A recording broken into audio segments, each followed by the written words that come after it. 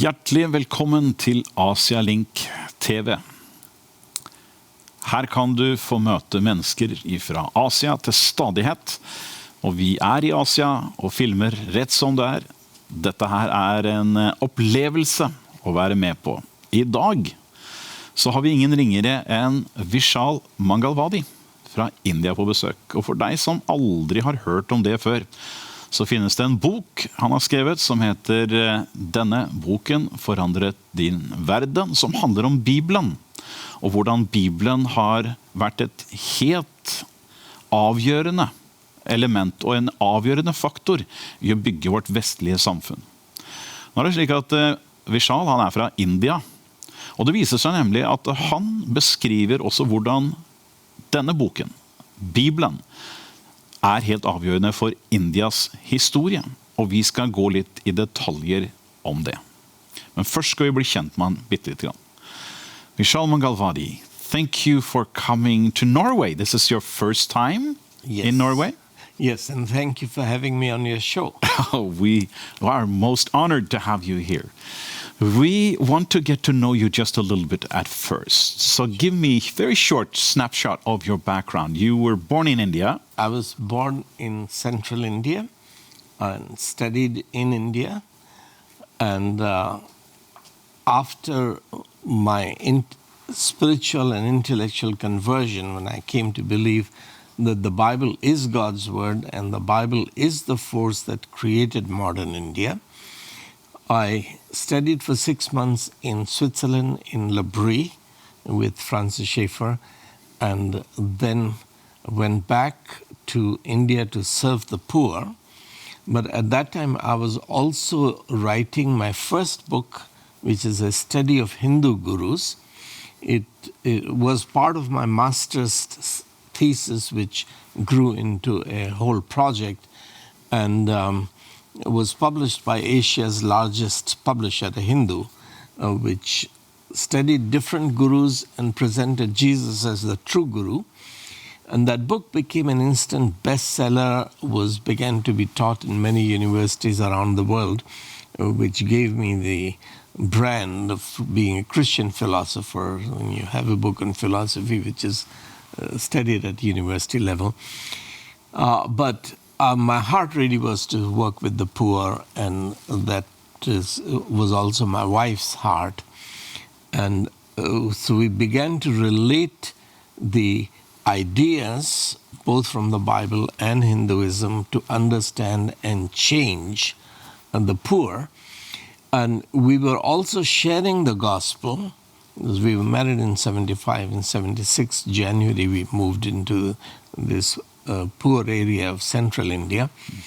So by 80, we had about 100 Hindus had been baptized, and 5 churches had been created, and much service had begun. Many agricultural, technical, small industries, animal husbandry, medical programs. So that began to, retaliation, persecution began. I was arrested a few times, imprisoned, and different people were beaten up, including my father was robbed. And eventually in 84, our community was burned down. So interacting with grassroots level poverty, oppression, persecution, in the midst of it, the poor, oppressed people beginning to put their faith in Christ, but also some high caste people beginning to really appreciate what we were doing and come to Christ. I was already being studied, my books were already being read at university level. So there was this strange combination of evangelizing and serving illiterate, poor, oppressed, but also speaking to the national level. Out of that, when I was actually first arrested first time, came a book which is called Truth and Transformation. And that book has inspired the organizations, including the organization which has invited me to on this trip to Norway, Sweden, Finland, and Denmark. It's called Truth and Transformation. That title comes from that book, which explains how truth liberates. But I have continued writing and speaking, so I have about 27 books now, but also having experienced transformation at the grassroots level, build a global movement which we call the Third Education Revolution. We will get back to that shortly, but we need to speak a little bit about India. Because I have been part of that book project. I have not been writing, obviously, but we have had presentations online where I have participated. How has the Bible affected India? We think about India as being an Indian Hindu nation. There's no influence of the Bible there. But you would say the contrary. And through this book project that you've had for a long time, you have showed through different scholars coming in from different angles, how the Bible has been significant in creating the modern India. Give me some background on this. Well, the name India comes from the Bible. In the book of Esther, it says that the Persian Empire extended up to India. So twice in Esther 1 and Esther 8, India is mentioned. That's what inspired the European mind, particularly in the Latin Bible. India is called India. But India existed long before India. No. No. There was no country called India that ever existed. So India is a creation of the evangelical movement. When William Carey arrived in India, the first modern missionary, a Baptist missionary, arrived in 1793. India was Mughal Empire. The Mughals were ruling, and there were 600, 700, 800 little kingdoms that were there. So there had never been a country called India. It existed in the European mind. That's why when Columbus goes to North America and finds people there, he calls them Indians. 200-300 years later, when Captain Cook goes to Australia, the native Australians are called Indians because Europeans were looking for India because they had been reading in the Bible. So from Latin Bible, the English Bible also used the word India. But the Roman Catholics, such as Columbus and Vasco da Gama, for India was a geographic entity in their minds. They didn't quite know how to get there. Vasco da Gama did find the sea route. But once the Protestant missionaries arrived, so William Carey, for example, he called his paper Friend of India. Indians didn't call themselves India. No Indian ever called himself Indian. So this was a British, India existed in European mind. Oh, from the imperialistic time where India was even before that. Even before that. Columbus is looking for India. Yes. Because when the Bible is saying that India is the last frontier of the Persian Empire, once you've gone to India, you've gone to the end of the world. It's an exotic idea. You're going to the end of the world. So that's what Columbus is looking for. That's what, of course, spices were already coming from India through the land route, but that was problematic because you have so many robbers, and the kings are robbers along the way. So they were looking for sea route. And it was Mughal kingdoms. So it's multiple kingdoms in India. Yes, there were Mughal Empire, which has lots of little kingdoms that are sustaining the Mughal Empire. But to unite all of these into one nation. So the concept of nation was never there, just like concept of nation was not here in Europe either. You had lots of little chieftains and kings. To think of England as a nation or Norway as a nation, the concept of nation in Europe came from the Bible. In the modern sense of the word nation, 1648, the Peace of Westphalia, is where Holland and Switzerland became the first two nations, sovereign, independent of the Holy Roman Empire. So it was nation is a Protestant Jewish idea. The Bible created the concept of nation. Before that, Europe only had the concept of empire. So you have Swedish Empire, Danish Empire, Russian Empire.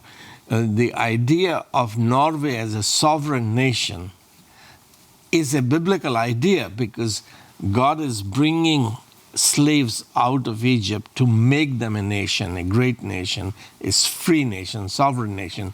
So the whole idea of nation came to India from the Bible, and that this nation should be governed by law, rule of law, not rule of the ruler. The law binds the ruler. This is what freedom is.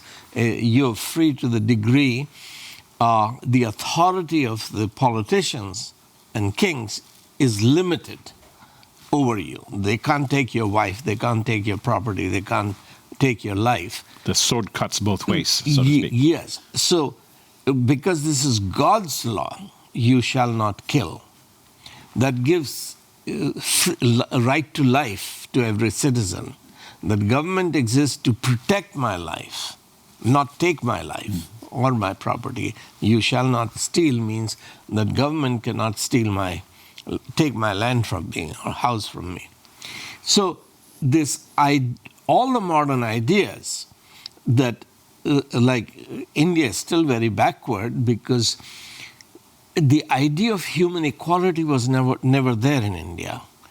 The Hinduism said that God created some people from his mouth, the upper caste, some from his arms and chest, they are the ruling castes, some from his stomach and thighs, they are the merchants, and the rest from his feet, they are the serving classes. So God created people unequal. And then karma and reincarnation also were explaining inequality, that in your previous life you did bad things, therefore you are born a woman to serve me. So men and women are not equal because their karma in previous life were either good or bad. This kept India in poverty because equality Europe was also a serfdom and very class-conscious society. For the first time, the understanding of priesthood and kingship of all believers, as part of the Reformation, meant all human beings are equal. Therefore, all should be educated if everybody is to be a priest and a king. So this idea of human equality came from the Bible and began to transform Europe. And as the gospel came to India, there was this clash between God creating all human beings in his image versus Hindu idea that God created people unequal. But equality is very important if everyone has equal opportunity to develop their potential, their creativity. But also very simple things like the first and second commandment, that you shall not make images of God, bow down before them. With India, that's interesting. There's a couple of gods there, or images. Idol worship is the big thing. Nature worship is the big thing. But if you begin to worship nature, you make yourself incapable of establishing your dominion over nature. The rivers have to be dammed. You don't worship animals. You establish your dominion over animals. don't make images of God, because God has made his own image, and that is your neighbor. To love God means to love your neighbor, serve your neighbor, not dominate over him. That leadership is servanthood, as Jesus said. So the gospel began to change every facet of India. The concept of education, that everyone should be educated, this came from the gospel. The rule of law, the concept of nation, economic development, creativity. Like no Hindu ashram, Hindu guru ever developed a university in India. There were centers of Buddhism, Nalanda and Takshila, that were today they are called universities, ancient universities, but they were destroyed. So Buddhism did have centers of learning, where lots of teachers were there, lots of students were there, but they were learning how to empty your mind. Yes. How to kill thought, silence your thought. But the gospel came with that everyone must grow to become a priest of God, kings, you priests and kings. That you must know God, you must know his will to be able to make sure that his will is being done on earth. And sickness is not his will. His will is health, abundant life. He came to give abundant life. So the gospel came with healing, for physical healing, intellectual development, the concept of popular sovereignty, that people don't exist for the state. State exists for the people, because God himself sent his son to save us, lift us up. So the gospel began transforming everything, and I already have almost 6 or 7 books on the topic of what the Bible has done for India. But as you said, that every Thursday for the last 126 weeks, we have been meeting, a number of scholars have been meeting, to research different aspects of modern India. And we are ready to publish 3 volumes on how the Bible created modern India. There's a 100-year anniversary for the modern India next year.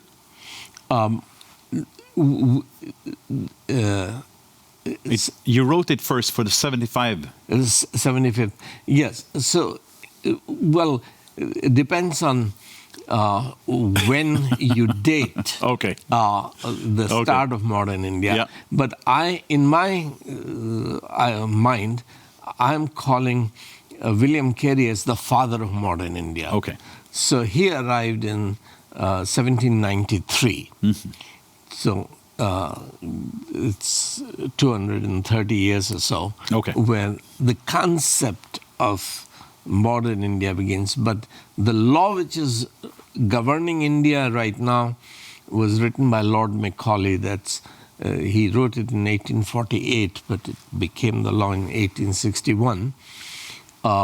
So different facets. The concept of cities being run not by kings or the lords, but people electing their own leaders, elders, to run their city councils. This really took off around 1870s, 1880s. Then that country should be, people should be educated in their own mother tongue. This was the big thing which begins with William Carey. At that time, in 1800, India had 3 languages, which were literary languages and thousands of dialects: Sanskrit, Persian, and Arabic.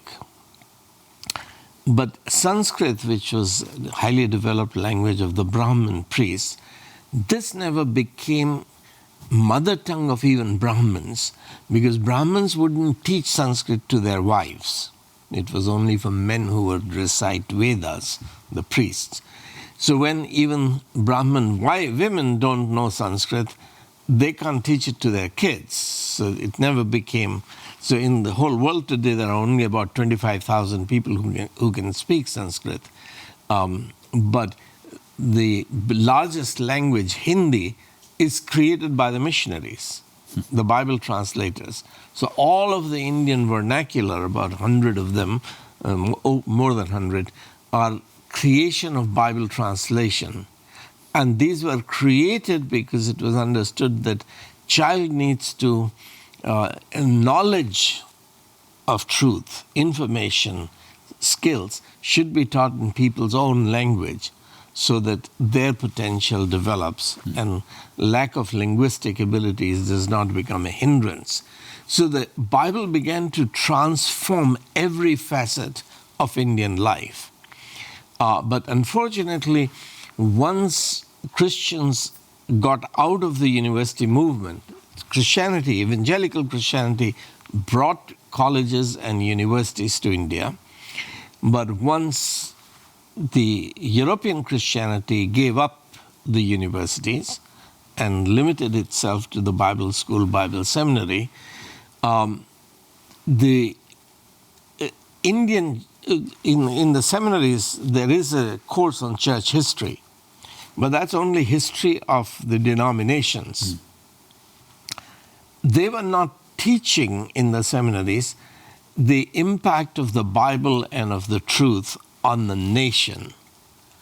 So for the last 75, 80 years, we have Christian leadership which has not been taught to see how the Lord has kept his promise of blessing India. He said to Abraham that you follow me, I will bless you, make you a great nation, but through your offspring, I will bless all the nation. I will bless India. And God has kept that promise. But now we have 30, 40, 50 people who have been researching this and who have been writing and developing practical proposals to change the future of India. That will be too much. We will have to read the 3 volumes on how God created the modern India when that is ready. Well, a shorter version is coming. So by the time this is released, I recorded 5 master classes in Oxford, The Bible and the Making of Modern India. There you go. They will be out on YouTube, and then we'll record 5 more. So this is summary of those 3 volumes on how the Bible created modern India, and we are increasingly using YouTube to spread this version of Indian history. Right. Yeah, you can easily be found there. And interestingly enough, I just make this as a teaser so they will look for you on YouTube. On YouTube, there's also connection with you and Jordan Peterson. Without going into detail, you actually have some relationship there. Yes, Jordan Peterson read my book. The book one of that your books. made your one of my books. Well, actually 2 of my books. Okay. The book that made your world, and he was so excited that he wanted to interview me. So we have an interview which is 1 hour 47 minutes on his channel, and then his team has broken it up into many different chapters. But after that, we made a documentary together, which is not on YouTube, but it's on Daily Wire Plus.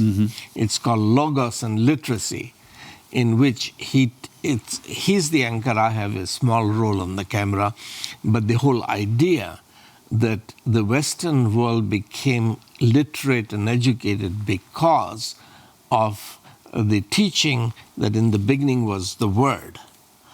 Word was with God, the Word was God. So Logos, which is the foundation of logic. So we made that documentary together. And in the Museum of the Bible?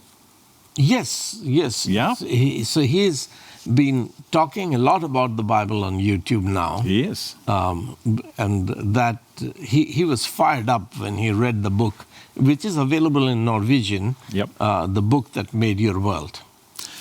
Vishal Mangalwadi, we could have talked a lot about this last part, but I'm just very happy that you had time to be here for the tour we're doing in Norway together. That is such a blessing. We are so happy to have you. Thank you for this privilege of communicating with your audience. Very good. Ja, som du skjønner, Vishal Mangalwadi en utrolig kapasitet intellektuelt sett, står i en ledelsesfunksjon når det gjelder å jobbe med intellektuelle. Han en av Indias mest fremste intellektuelle ledere, kristne ledere, og har skrevet da 27 bøker. En av disse, så det bare en foreløpig, oversatt til norsk. Den kan du få tak i, boken som forandret verden. Ellers han å få finne på YouTube. Du vil også kunne lese intervju med han i bladet vårt, Rapport fra Asia. Og du vil se dette TV-programmet om du ønsker det, om igjen. Og da kan du gå på AsiaLink.no og få dette her. Og vi så takknemlige for at du har vært med oss i dag. Herren med deg. Gud velsigne deg.